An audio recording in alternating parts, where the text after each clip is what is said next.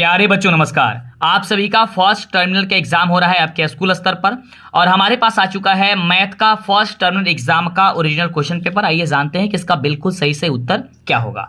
बहुत ही बढ़िया क्वेश्चन पूछा गया है, तो फटाफट से वीडियो को लाइक और चैनल को सब्सक्राइब करके अपने दोस्तों अपने साथियों में शेयर करिए। और आइए देखते हैं कि क्वेश्चन क्या है और इसका बिल्कुल सही से उत्तर क्या होगा। बहुत ही कम समय में आपको सारी चीजें बताने वाले समझाने वाले हैं। और इसके पहले भी एक वीडियो हमने अपलोड किया था जो कि डिजिटल बोर्ड पे था, लेकिन अब आपको क्वेश्चन पेपर आपको हाथ में लेकर के ये सॉल्व करने वाले हैं। ठीक है, तो जल्दी से एक बार वीडियो को लाइक और चैनल पे को अभी तक सब्सक्राइब नहीं किया, जल्दी से पहले चैनल को सब्सक्राइब करें जिससे कि आपको आगे से क्लास मिला करे। तो साथियों सबसे पहले आपको बताना चाहेंगे कि इस आपके क्वेश्चन पेपर में यानी कि फर्स्ट टर्म एग्जाम में 1 से लेकर के 60 तक आपको ऑब्जेक्टिव क्वेश्चन पूछा जा रहा है, जिसमें से आपको मात्र 50 प्रश्न का ही जवाब देना होगा। आइए जानते हैं कि पूरे इस पेपर में क्या क्या क्वेश्चन दिया गया है और इसका बिल्कुल सही उत्तर क्या होगा। तो सबसे पहला क्वेश्चन देखो, कह रहा है कि इनमें अभाज्य संख्या कौन है, और यहाँ पे 4 ऑप्शन दिया गया है। तो हमने आपको कई बार बताया कि अभाज्य संख्या वैसी संख्या होती है जो एक और स्वयं के अलावा किसी अन्य संख्या से भाग नहीं लगती है। तो यहां पे देखोगे तो कोई ऐसा संख्या नहीं है जो एक और स्वयं के अलावा किसी अन्य संख्या से भाग नहीं लगेगा, यानी कि ऑप्शन आपका हो जाएगा इनमें से कोई नहीं। ऑप्शन हो जाएगा आप सभी का डी। यहां पे ऑप्शन देना चाहिए था 13 या फिर 11 या फिर 23 या फिर 29। अगर इस तरीके से ऑप्शन रहता तो आपका सही होगा। अगले प्रश्न की बात करते हैं। अगला प्रश्न कह रहा है कि इनमें कौन संख्या न भाज्य है और न ही अभाज्य संख्या है, ये आपको बताना है। तो साथियों आप सभी को हम बताना चाहेंगे कि यहां पे अगर हम बात करते हैं तो जो ऑप्शन नंबर ए में दिया है 1, ये आपका ना तो भाज्य संख्या है और न ही अभाज्य संख्या है।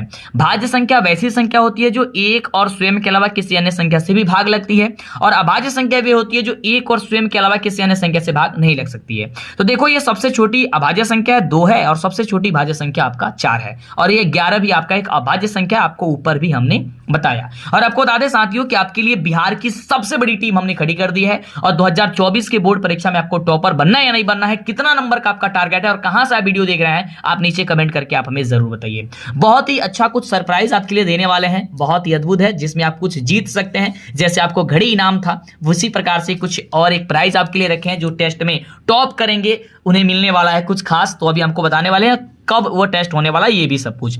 फिलहाल ये फर्स्ट टर्मिनल एग्जाम का क्वेश्चन पेपर है, ये इसको सॉल्व कर देते हैं फटाफट से। अगला प्रश्न कह रहा है कि भाग लेमा a बराबर बी क्यू प्लस आर में b क्या है। तो साथियों हम सभी जानते हैं कि a बराबर बी क्यू प्लस आर में a जो होता है भाज्य होता है, b हम लोग का भाजक होता है, q हम लोग का भागफल होता है और r हम लोग का शेषफल होता है। तो b पूछ रहा है, b क्या होगा, हम लोग का भागफल होगा, ये आपका भाजक होगा, यानी कि ऑप्शन क्या हो जाएगा सर, सी नंबर आपका बिल्कुल ही राइट होगा। अगला है कि भाग लेमा चौथा नंबर प्रश्न है कि a बराबर बी क्यू प्लस आर में q बराबर 0 तब होगा जब, यानी कि Q का वैल्यू 0 कब होगा। तो ध्यान देना साथियों, इसके पहले भी आपको हमने बताया था और समझाया था कि हम लोगों का जो ये Q बराबर 0 तभी होगा जब ये हम लोग का जो आपका भाजक है वो बड़ा रहेगा, किससे, आपका भाज्य से, यानी कि ये वाला छोटा रहेगा तभी ना हम यहाँ पे 0 रख करके और यहाँ पे 0 लगाएंगे, है ना, तभी लगाएंगे ना। यानी कि क्या होगा, Q यही है ना, तो Q 0 कब होगा, जब ये वाला संख्या बड़ा होगा। अगर ये वाला छोटा रहेगा और ये वाला बड़ा रहेगा तब तो आसानी से हम भाग लग जाएगा, तब तो 0 नहीं आएगा। इसलिए यहाँ पे आपका ऑप्शन क्या हो जाएगा हम लोग का कि ये B जो है वो बड़ा होना चाहिए किससे, A से, यानी ऑप्शन आपका हो जाएगा बी नंबर। अगला प्रश्न कह रहा है कि 200 के अभाज्य गुणखंडों में 2 की अधिकतम घात क्या है। और साथियों मैं आपसे डंके की चोट पे कहता हूं कि आपके परीक्षा में इस वर्ष जो है वह ये गुणखंड अभाज्य संख्याओं की जो है ये अधिकतम घातों की संख्या जरूर पूछेगा। इसको पूछेगा तो जैसे आपको क्या करना है, आपको 200 यहाँ पे लिख देना है और इसका अभाज्य गुणखंड निकाल देना है। जैसे किससे भाग लेगा, 2 से लेगा, ये 100 बार में जाएगा, फिर ये किससे लेगा सर, 2 से कटेगा 50 होगा, फिर 2 से कटेगा यह हो जाएगा 25, फिर 5 से भाग लेगा तो हो जाएगा यहाँ पे 5, और यहाँ पे 5 से होगा तो हो जाएगा यहाँ पे आप सभी का 1 हो जाएगा। ठीक है, चलिए तो यहाँ पे पूछ रहा है कि सर 2 कितनी बार है, 1 2 3 बार है, यानी कि ऑप्शन हम लोग का हो जाएगा कितना, तो देखो बी नंबर दिया गया है, यानी कि बी नंबर सही जवाब हो जाएगा। अभी तक वीडियो को लाइक और चैनल को सब्सक्राइब नहीं किया, जल्दी से करिए, और कहां से आप वीडियो देख रहे हैं, किस जिले से देख रहे हैं, तो आप हमें कमेंट करके जरूर बताइएगा साथियों। तो अगला नंबर प्रश्न हमसे भी क्या कह रहा है कि इनमें कौन सा अभाज्य का युग्म है। अब देखो सहअभाज्य का युग्म वही होता है जिसका HCF हम लोग का 1 नहीं करता। देखो इसका भी HCF 1 नहीं निकलेगा, इसका भी नहीं निकलेगा, इसका भी नहीं निकलेगा, तो इसका किसका, ऑप्शन नंबर जो डी दिया गया 16 और 25 का अगर HCF निकालोगे तो इसमें केवल HCF क्या निकलेगा सर, हम लोग का ये 1 निकलेगा, इसलिए सहअभाज्य संख्या ये हो जाएगा। अगला देखो प्रश्न कह दिया है कि इनमें कौन सा युग्म जुड़वा अभाज्य संख्या है। अब जुड़वा अभाज्य संख्या की बात करते हैं तो इसमें से देखो कोई भी ऑप्शन नहीं होगा, क्योंकि जुड़वा अभाज्य संख्या वही होता है जिसमें आप सभी का 2 का अंतर हो। लेकिन इसमें देखो 2 के बाद 3 आ गया है, 3 के बाद 4, 4 के बाद 5, 5 के बाद 6, सब में तो एक एक ही अंतर है ना। तो जिसमें 2 का अंतर होता है वही होता है। इसमें से ये क्वेश्चन ही गलत, ये ऑप्शन ही गलत है ना। क्वेश्चन तो ठीक है लेकिन ऑप्शन आपका गलत दे दिया है। चलो उसको छोड़ते हैं। अगला देखो, अगला प्रश्न आपसे पूछ दिया गया है कि y² माइनस 4 को y² प्लस 1 से भाग देने पर भागफल का घात क्या होगा। तो बड़ी सिंपल है और यहाँ पे हम सॉल्व करने की कोशिश करते हैं। देखो यहाँ पे स्पेस नहीं है, y² प्लस का 1 और यहाँ पे हम करेंगे y² का पावर 5 अब माइनस का 4 से। ये कितना बार में सर जाएगा ये, ताकि y का पावर 5 आ जाए या y का पावर 5 से कम आ जाए। तो सर 2 बार में जाएगा यानी y² होगा, क्या होगा y² होगा। ठीक है, तो क्या हो जाएगा y² करेंगे तो y का पावर 4 आ जाएगा। ये हुआ ना, यानी कि कितनी बार में जा रहा है सर y² बार में जा रहा है, यानी कि 2 बार में जा रहा है ना। तो बिल्कुल इसका ऑप्शन हो जाएगा sir option number B number. बस आपका ऑब्जेक्टिव है, तो इस तरीके से आप समझ करके फटाफट से जवाब दे सकते हैं। अगला प्रश्न कह दिया है कि p इंटू एक्स का एक शून्यक 4 है तो p इंटू एक्स का एक गुणखंड निम्न में से कौन होगा। अब देखो सिंपल सा क्वेश्चन है, अगर इस तरीके से जैसे भी क्वेश्चन आपके एग्जाम में देता है, हालांकि देगा ही, आपके फाइनल एग्जाम में भी देगा, यहाँ पे फर्स्ट टर्मिनल मैथ के एग्जाम में भी आपके क्वेश्चन पेपर में भी दिया गया है। लेकिन जैसे ही इस तरीके से क्वेश्चन साथियों आपके एग्जाम में पूछेगा या देगा, आपको सिंपल क्या करना, ज्यादा माथा पीछे नहीं करना है। यानी कि एक शून्यक दिया, इसका मतलब हो गया कि एक्स का वैल्यू दिया है। अब यह एक्स का वैल्यू ये चारों ऑप्शन में से आपको रखना है और चेक करना है कि कहां पे हम एक्स का वैल्यू रखेंगे, यानी कि ये शून्यक रखेंगे ताकि वो मान जो है 0 आ जाएगा। देखो इसमें रखेंगे अगर हम लोग 4 तो कितना होगा 6 हो जाएगा, इसमें रखेंगे 4 तो कितना हो जाएगा 2 आ जाएगा, इसमें रखेंगे 4 तो आपका 8 आ जाएगा, लेकिन इसमें 4 रखेंगे तो 4 में से 4 घट जाएगा 0 आ जाएगा। यानी कि हम लोग का यही होगा ऑप्शन आपका डी नंबर सही हो जाएगा। ठीक है, अगला देखो, अगला प्रश्न कह रहा है कि x² माइनस का 5x प्लस 6 के शून्यकों का गुणनफल क्या होता है। अब साथियों शून्यकों का जो गुणनफल होता है वो c/a होता है। क्या होता है c/a होता है, यानी कि तीसरा पद बता पहला पद। तो तीसरा पद आपका 6 है, पहला पद आपका 1 है, तो 6 में 1 से भाग दोगे तो आपका 6 आएगा, यानी ऑप्शन आपका बी हो जाएगा। अब देखो अगला प्रश्न कह रहा है कि रैखिक बहुपद के कितने शून्यक होते हैं। बहुत ही बढ़िया क्वेश्चन पूछा गया है कि रैखिक बहुपद के कितने शून्यक होते हैं। देखो रैखिक बहुपद के शून्यक आपको एक होते हैं और ये सारा क्वेश्चन हमने पढ़ाया है। और खुशी की बात तो ये है कि जितने भी क्वेश्चन हमने आपको पढ़ा दिया है, बता दिया, वही आपके फर्स्ट टर्मिनल एग्जाम में आपको पूछ रहा है मैथमेटिक्स के पेपर में, और ऐसा ही होगा आपके फाइनल एग्जाम में सर। ऐसा ही आपके फाइनल एग्जाम में होता है और होगा, क्या होगा, होता ही है। तो आप जल्दी से चैनल को सब्सक्राइब करिए। और आपको पता है कि हमने बिहार की सबसे बड़ी टीम आपको खड़ी कर दी है ना, जो आपको लाइव आपको सभी सब्जेक्ट आपको हम पढ़वा रहे हैं। आपका अभी तो चैप्टर वाइज सब कुछ टॉपिक चल रहा है, फिर आपका क्रैश कोर्स चलेगा, फिर आप सभी का मॉडल पेपर चलेगा, फिर आपका क्वेश्चन बैंक चलेगा, फिर रिवीजन चलेगा, महामैराथन चलेगा, है ना। और आपका सरप्राइज भी आपको देते रहते हैं बार, कभी कभी जो टेस्ट करते हैं उन्हें कभी कभी घड़ी देते हैं, कभी आपको इंटरनेट डाटा देते हैं। ये सारी चीजें चलती रहती है। फिलहाल एक चीज और भी हम लेकर के आ रहे हैं आपके लिए बहुत जल्दी, तो फटाफट से पहले आंसर जानते हैं और फिर आपको बीच में अभी हम बताने वाले हैं। कह रहा है कि x² माइनस के एक्स माइनस 42 का एक शून्यक अगर माइनस का 3 है तो कह रहा है कि k का मान क्या होगा। सिंपल सा, अब देखो यहाँ पे k की अगर वैल्यू पूछ रही है, यानी कि एक शून्यक हम लोग का -3 है, यानी कि शून्य का मतलब ही होता है कि भाई वो इसमें x का वैल्यू दिया गया है। अब x का वैल्यू यानी कि -3 है, तो -3 हम यहाँ पे सब जगह रखेंगे और सब जगह रख करके हम चेक करेंगे कि k का वैल्यू कितनी आ रही है। जैसे यहाँ पे तो हम इसको सॉल्व नहीं कर सकते हैं, आप k का वैल्यू रख लेना। वैसे इसका आंसर अगर हम बता देते हैं, इसका आंसर शायद 11 आएगा। ठीक है, ऑप्शन नंबर आपका सी हो जाएगा। ठीक है, क्या हो जाएगा सी। देखो कैसे हम इसको सॉल्व भी कर देते हैं। देखो x² है तो x² का -3 रख दो, ये देखो डायरेक्ट करते हैं तो -3 का स्क्वायर कर देते हैं। और -kx है, यानी कि -k का स्थान पे k रहने देते हैं, और -3 है तो -3 रहने देते हैं, यहाँ पे -3। अब -42 है तो -42 और बराबर कर देते हैं सर 0। 3 का स्क्वायर करोगे सर हो जाएगा कितना 9 हो जाएगा, और माइनस माइनस हो जाएगा प्लस, और हो जाएगा आपका माइनस का ये प्लस का 3k हो जाएगा, और आपका हो जाएगा -42 = 0। अब देखो आपका ये 42 है और ये आपका 9 है, ये माइनस में है ये प्लस में है, तो कितना हो जाएगा, ये आपका घटेगा तो ये आपका हो जाएगा 3k आप हो जाएगा -33 बराबर हो जाएगा 0। इसको पक्षांतरित करेंगे कितना होगा 3k बराबर हो जाएगा 33, इसलिए k बराबर हो जाएगा 11 × 33, यानी 11 आंसर आ जाएगा। ठीक है, समझे। चलिए आगे बात करते हैं अगला क्वेश्चन। तो इसी प्रकार से आप छोटा छोटा में आप लोग सॉल्व करके MCQ क्वेश्चन जो है ऑब्जेक्टिव क्वेश्चन है बना सकते हो। अगला क्वेश्चन है कि 2x² - 4x - 6 का एक शून्यक क्या है, यानी कि इसमें से एक शून्यक बताना है। फिर वही बात, यानी कि कहने का मतलब है कि इसमें से किसका मान हम लोग रखें। देखो दो तरीका होता है, या तो आप इसके बराबर 0 करके आप निकाल सकते हो, या तो एक तरीका ये होता है कि इसमें किसी का भी मान आप रखो और जिसका वैल्यू 0 आ जाए। सभी समीकरण जो है ना, समीकरण इसका मान 0 आ जाना चाहिए। तो क्या रखोगी, अगर हम यहाँ पे -1 रखते हैं तो ये वैल्यू पूरा 0 आ जाएगा। देखो -1 रखेंगे तो -1 का स्क्वायर 1 होगा, और 2 में 1 से गुणा करेंगे 2 हो जाएगा, और ये -1 में अगर हम 4 से गुणा करेंगे कितना, -4, और फिर माइनस प्लस हो जाएगा। तो 4 जो 6 ये प्लस में हो गया और ये माइनस में गया तो 0 आ गया, यानी कि ऑप्शन क्या हो जाएगा हम लोग का माइनस का बी होगा। अगला प्रश्न कह रहा है समीकरण ax + by + c = 0 के कितने हल संभव हैं। इसमें जो कितने हल संभव है, तो साथियों 14 नंबर का जो प्रश्न का जवाब हो जाएगा वो आपका अनगिनत हल संभव है, यानी कि ऑप्शन हो जाएगा क्या चीज, ऑप्शन आपका डी नंबर हो जाएगा। चलिए आगे बात करते हैं। अगला प्रश्न 15 नंबर हम लोगों का कह रहा है कि रैखिक बहुपद का आलेख कैसा होता है। साथियों रैखिक बहुपद को जो आलेख होता है हम कई बार आपको बता चुके हैं, बोलो बताएं कि नहीं बताएं, बिल्कुल बताएं सर। हमने आपको बताया कि रैखिक बहुपद का जो आलेख होता है वो सरल रेखा होता है, रैखिक बहुपदों की घातों की संख्या 1 होती है, ठीक है। तो द्विघात बहुपद के आलेखों की संख्या ये क्या होती है, कैसी होती है, आप जल्दी बता दो नीचे कमेंट करके, हम बताए हुए हैं आपको, ठीक है। चलिए अगला प्रश्न है कि बहुपद 2x² - 10x + 6 का एक शून्यक कौन सी है। इसमें शून्यक बता देनी है, सिंपल सा बात तो वही है कि भाई इसमें कौन सा हम मान रखें ताकि वो 0 आ जाए। लेकिन दुख की बात तो ये है कि इसमें हम लोग किसी का भी मान रखेंगे तो 0 नहीं आएगा, यानी कि ये निकलेगा ही नहीं, इनमें से कोई होगा इसका जवाब होगा, यानी कि इनमें से कोई नहीं हो जाएगा। अगला प्रश्न है कि ay² + by + c का आलेख कैसा होता है। तो ay² + by + c का जो आलेख होता है, ये ध्यान से देखो 17 नंबर क्या है, ये आपका द्विघात बहुपद है, और द्विघात बहुपद परवलय के रूप का होता है, यानी कि ऑप्शन हो जाएगा बी नंबर। अगला है कि 18 नंबर की विरोधी समीकरण युग्म के कितने हल होते हैं। तो साथियों जो विरोधी समीकरण युग्म होते हैं, वो विरोधी समीकरण युग्म के जो हल होते हैं वो कोई हल नहीं होगा, यानी ऑप्शन आपका हो जाएगा सी नंबर। अगला है कि y = 6 का आलेख कैसा रहेगा। तो y बराबर अगर 6 की बात हम लोग करते हैं, ठीक है, तो y = 6 की बात करते हैं तो x अक्ष के समानांतर ये जाएगा, ठीक है। यहाँ पे आप बना करके भी चेक कर सकते हैं, ठीक है।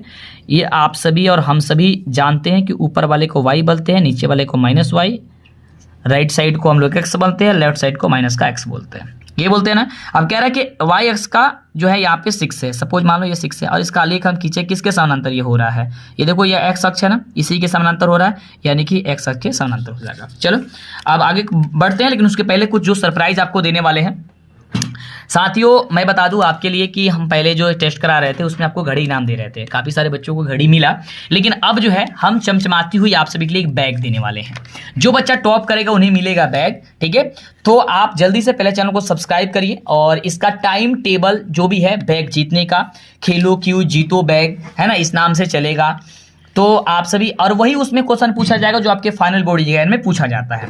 तो साथियों इसके लिए वीडियो को लाइक, चैनल को सब्सक्राइब कर दीजिए, और आप हमारे व्हाट्सअप कम्युनिटी ग्रुप से नहीं जुड़े हैं, व्हाट्सअप ग्रुप से तो जल्दी से जुड़ जाइए, और नीचे टेलीग्राम में डेली टेस्ट चलती है, आप उससे भी जुड़िए और अपने दोस्तों साथियों को बताइए, और वहां पे आपको इन्फॉर्मेशन दे दिया जाएगा कि कब आपका वह टेस्ट होना है। आप लोग जोरदार तरीके से चढ़ बढ़ करके हिस्सा लेना है उसमें, और आपको बेहतर करना है। सो अगला क्वेश्चन कह रहा है कि बिंदु 5,8 की x अक्ष से लंबिक दूरी क्या होगी। बहुत ही सिंपल क्वेश्चन है। देखो अगर x अक्ष से पूछेगा लंबिक दूरी, तो x अक्ष के से पूछेगा तो y अक्ष का मान हो जाएगा, यानी कि y का मान हो जाएगा। तो y का मान क्या है 8 है, तो यानी कि हम लोग का ये हो जाएगा ऑप्शन नंबर बी।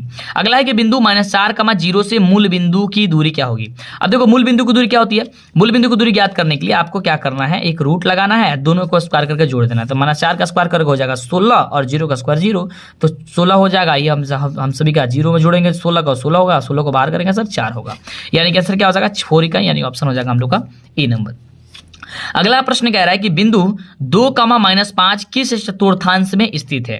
अब देखो हम लोग को 2,-5 की बात करते हैं, देखो ये हम लोग का चतुर्थांश होता है, यहाँ पे समझाते हैं। और ये कहीं लिख लो कि मंटू सर बोल रहे थे कि ये क्वेश्चन 100% आपके एग्जाम में आएगा। ये पहला चतुर्थांश होता है, ये दूसरा होता है, ये तीसरा होता है, और ये हम सभी का चौथा होता है।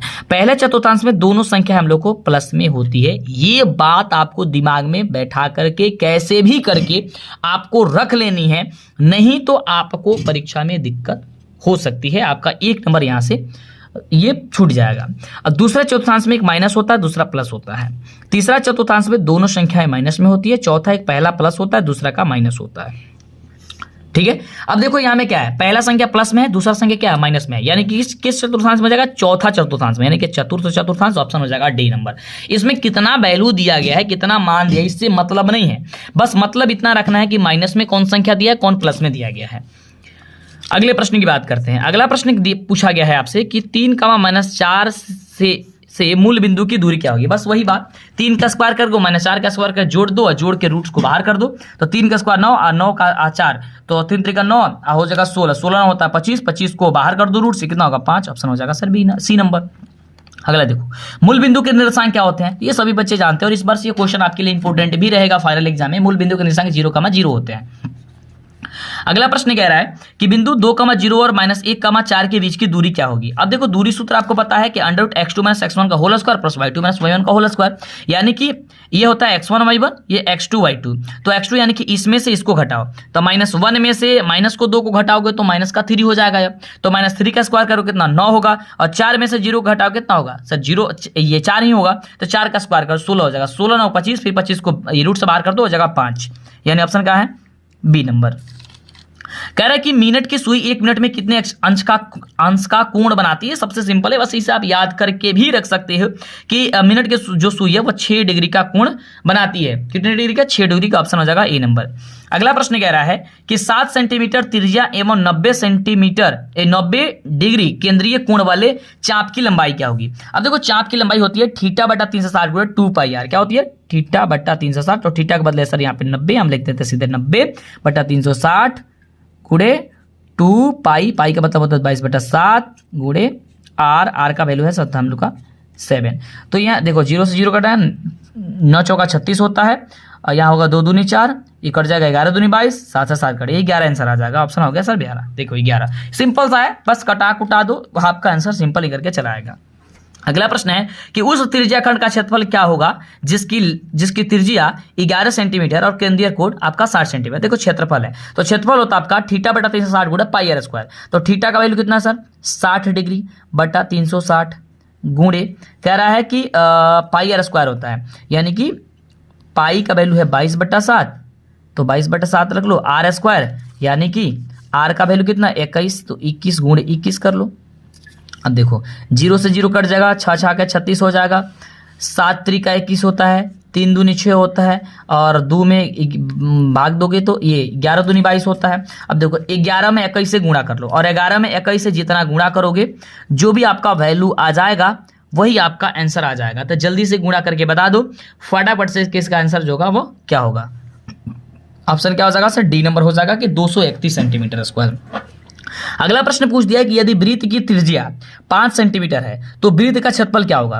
देखो वृत्त का क्षेत्रफल होता है πr स्क्वायर, ठीक है। क्या होता है यहाँ बताते हैं πr स्क्वायर, पाई का मान वैसे ही रहने देते हैं क्योंकि आंसर पाई में है, और πr स्क्वायर, आर का वैल्यू कितना है सर 5 है, तो 25 क्या हो जाएगा 25, यानी कि आप कह सकते हैं 25 पाई स्क्वायर क्या हो जाएगा 25 पाई सेंटीमीटर स्क्वायर, ठीक है।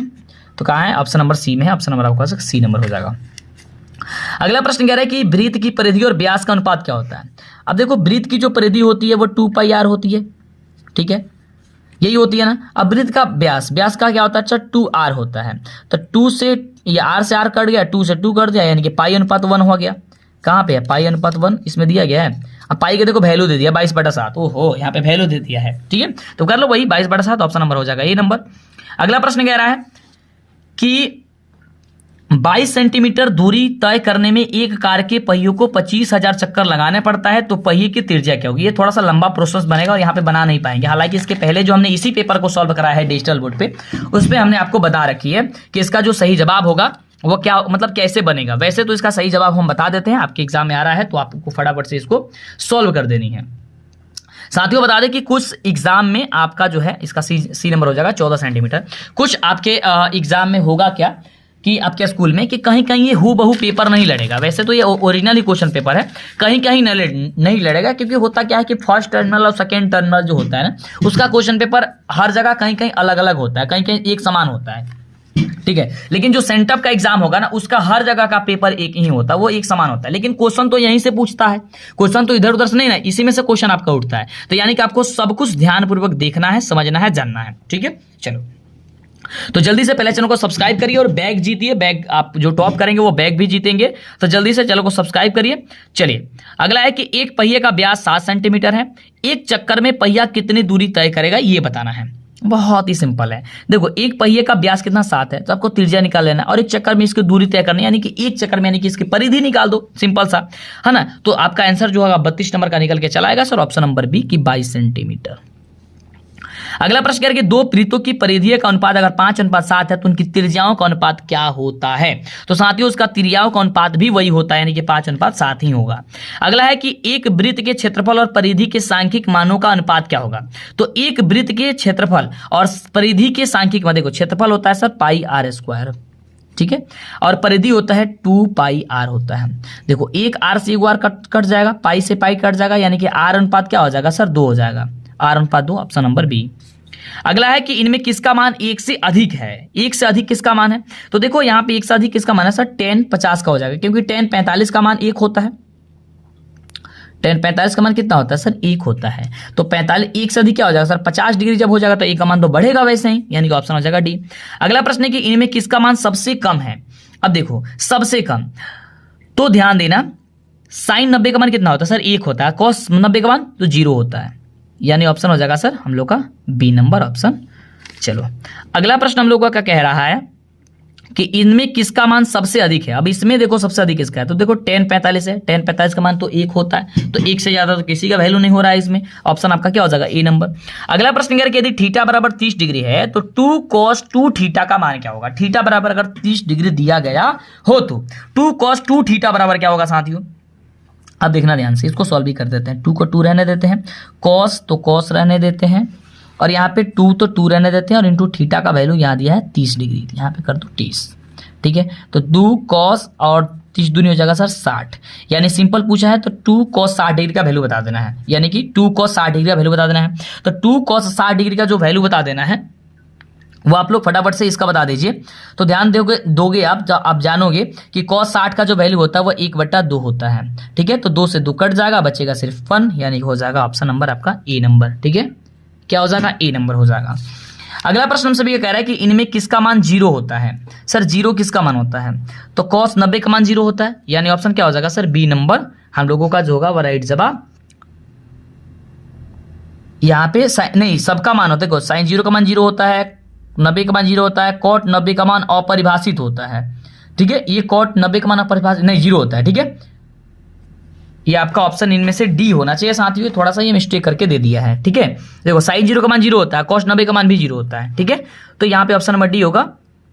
चलो ये थोड़ा सा जो है इसको गड़बड़ कर दिया है ना, ये थोड़ा सा आपको गड़बड़ कर दिया है। चलो आगे बात करते हैं।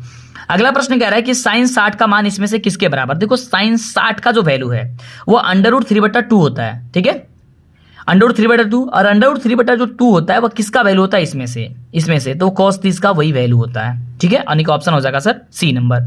अगला है कि sin square 90 degree plus tan square 45 degree बराबर किसका होगा। अब देखो sin स्क्वायर 90 का वैल्यू होता है सर 1, और 1 का स्क्वायर हो जाएगा 1, और फिर 90 का tan 45 का होता है 1 का हो जाएगा 1, तो ये 1 क्या हो जाएगा 2, यानी हो जाएगा हम सभी का B number. sin square 60 degree और cos स्क्वायर 60 डिग्री का जो वैल्यू होती है वो सिंपल बता देना, जल्दी से आप नीचे कमेंट करके मैं चाहूंगा बताओ, फटाफट से सॉल्व करके बताना। चलो 42 नंबर का, वैसे तो मैंने इसका उत्तर बता रखी है, बिल्कुल सर इसका जवाब क्या होगा 1 ही आएगा, यानी ऑप्शन हो जाएगा ए नंबर। चलो अगला देखते हैं। चलिए अभी तक चैनल को सब्सक्राइब नहीं किया कर लीजिए, क्योंकि बिहार की सबसे बड़ी टीम हमने आपके लिए खड़ी करी है, और इस वर्ष तो आपको टॉप पर बन के ही रहना है, इसके लिए कुछ भी हो जाए, क्योंकि अब वही समय वो घड़ी आ चुकी है जब आप अपने हाथों से अपने कलमों से अपने भविष्य लिखने जाइएगा साथियों। चलिए अगला प्रश्न है कि sin a का व्युत्क्रम क्या होता है। तो sin a का व्युत्क्रम होता है आपका cosec होता है, लेकिन cosec तो कहीं है ही नहीं, इसलिए ऑप्शन आपका डी हो जाएगा। अगला प्रश्न है कि कर्ण और आधार का अनुपात क्या होता है।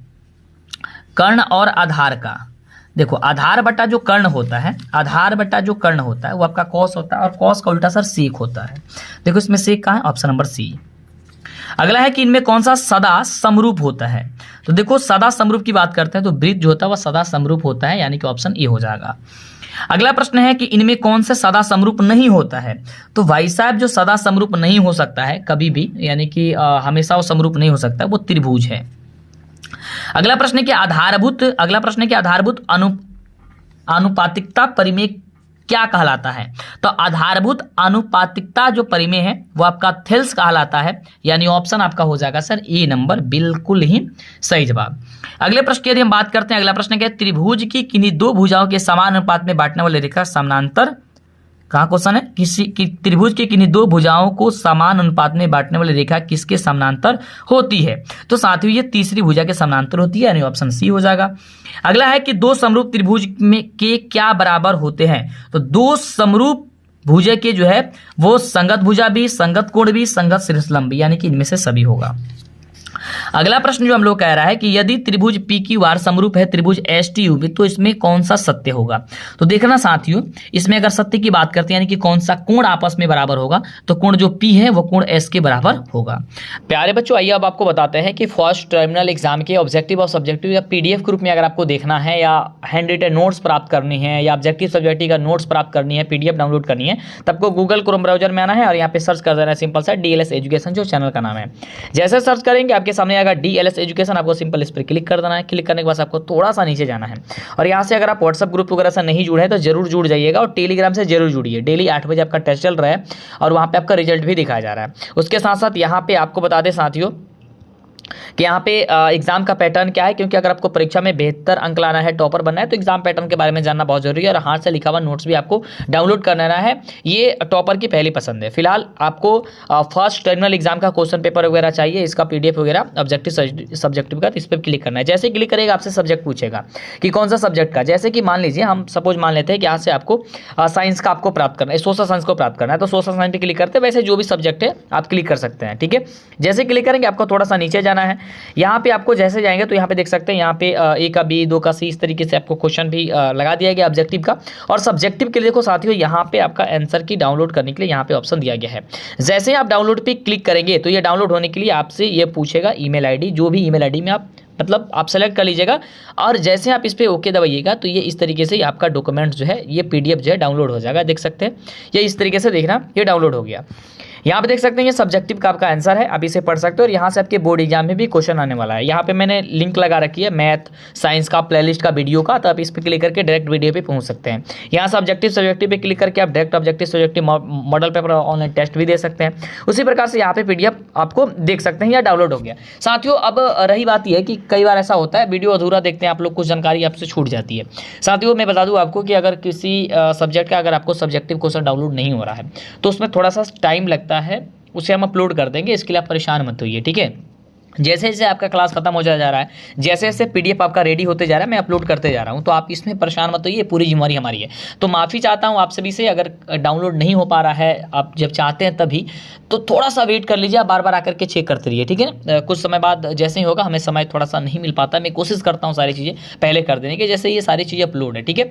जैसे ही रेडी होता सारा चीज़, क्योंकि बनाने में थोड़ा सा समय लग सकता है, तो आप सभी इस बात को जानते हैं, ठीक है साथियों। तो आप जल्दी से ये सर्च करिए और बढ़िया तरीके से आप अपना तैयारी करिए। कोई दिक्कत कोई परेशानी है तो आप हमें नीचे कमेंट कर जरूर बताइएगा, ओके साथियों। अगला प्रश्न कह रहा है कि त्रिभुज एबीसी समरूप है त्रिभुज PQR, तो कोण बी किसके समरूप होगा? तो कोण जो बी है वो कोण क्यू के समरूप होगा, यानी कि ये बराबर होगा, यानी कि कोण क्यू हो जाएगा। ऑप्शन नंबर बी 51 नंबर प्रश्न का।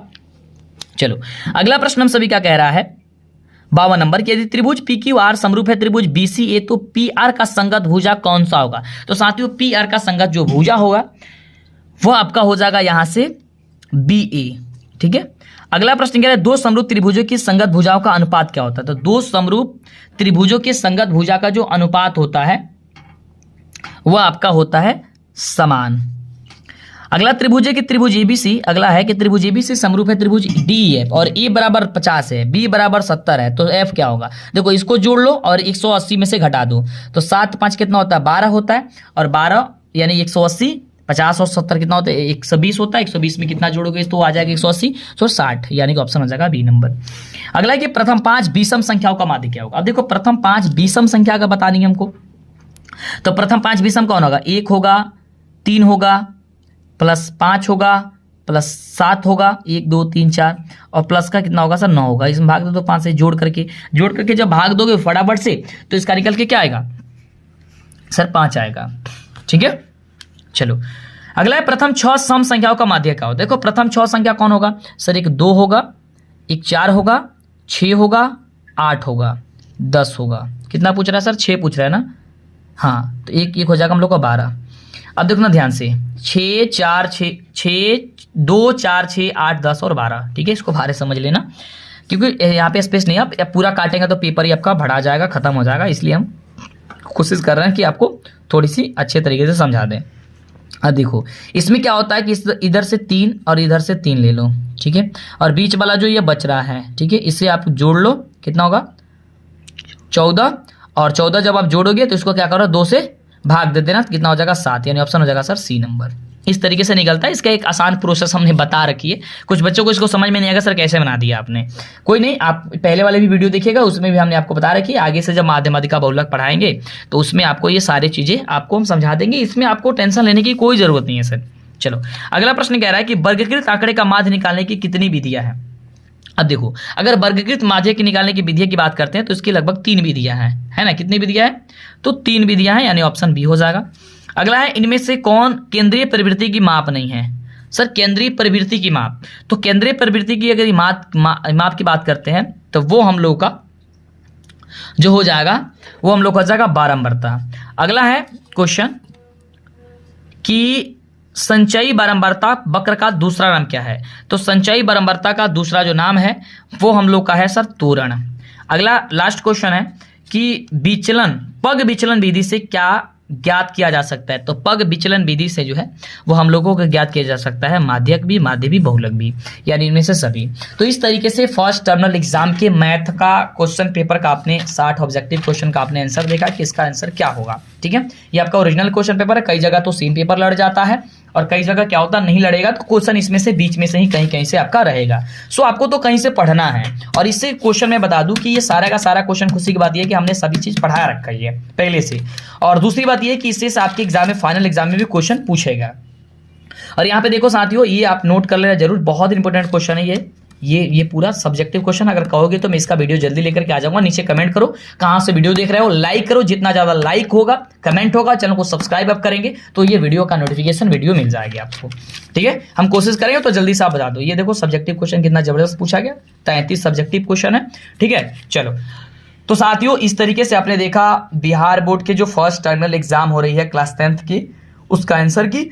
तो उम्मीद करते हैं बहुत अच्छा लगा होगा। अपने दोस्तों साथियों में शेयर कर दिए, और इसके पहले वाले वीडियो अगर आप नहीं देखे जरूर देखिएगा। 2024 में आप बहुत ही अच्छा स्कोर करिए।